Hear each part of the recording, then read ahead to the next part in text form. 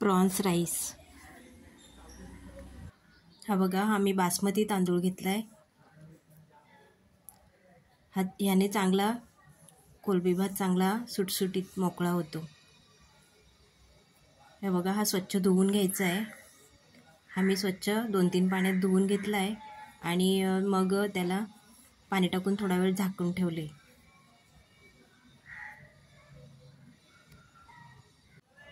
हे बघा, ही कोलंबीच्या आतली काळी शीर काढायची आहे. मध्ये कट मारून ही निघते. कट मारला किती दिसते. हे बघा, असा कट मारायचा आहे. हे बघा, दिसते ही काढून घ्यायची आहे.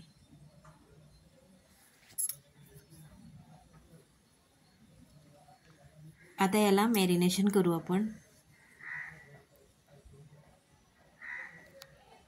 यात आता मीठ घालते मी. हे बघा, मीठ टाकले. हळद टाकते.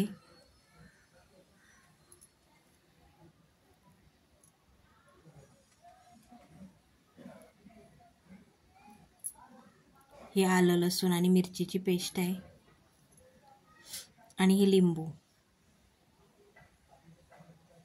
आता हे सगळं मिक्स करून घ्यायचं आहे. रेसिपी आवडली तर चॅनलला सबस्क्राईब करून लाईक, शेअर आणि कमेंट करा. हे बघा, तेल तापलं की याच्यात तेजपत्ता आणि जिरं टाकले. जिरं चांगलं तडतडलं की मग त्याच्यात खडा मसाला टाकायचा आहे. बघा, खडा मसाला घेतला आहे. दालचिनी, लवंग, काळी मिरी आणि सुक्या मिरच्या आहेत 2-3. ह्या आलं लसूण आणि मिरची आहे. पेस्ट आहे ही चांगली तेलात परतवून घ्यायची आहे. आता कांदा टाकते.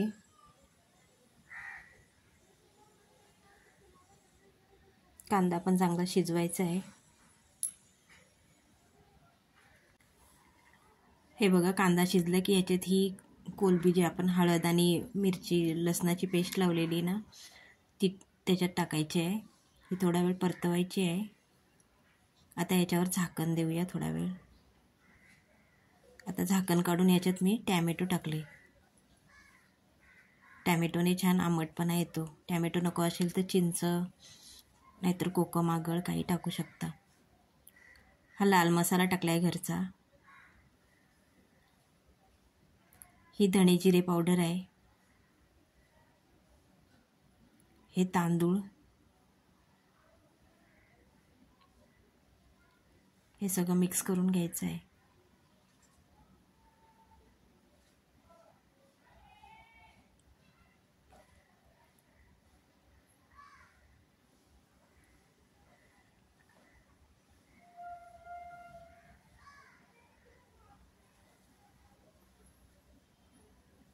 आता याच्यावर झाकण ठेवू जरा वेळ.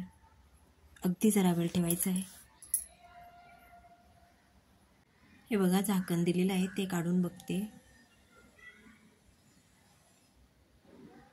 आता याच्यात मी हे गरम पाणी टाकले. थंड पाणी नाही टाकायचं, गरमच टाकायचं.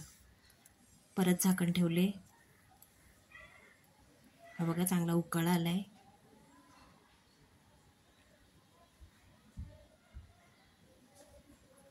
आता याच्यात बाकीचं साहित्य घालू. मीठ आहे. अगोदर पण आपण लावलेलं कोलंबीला मीठ त्या हिशोबाने टाकायचं आहे. हा गरम मसाला आहे. कोथिंबीर आहे.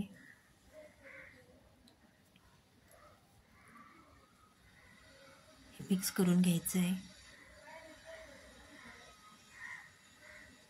आता हे सगळं पाणी आटेपर्यंत आपल्याला शिजवायचं आहे.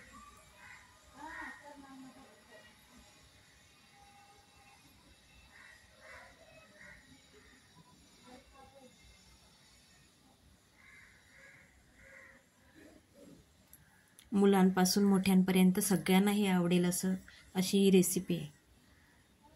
नक्की बनवून बघा.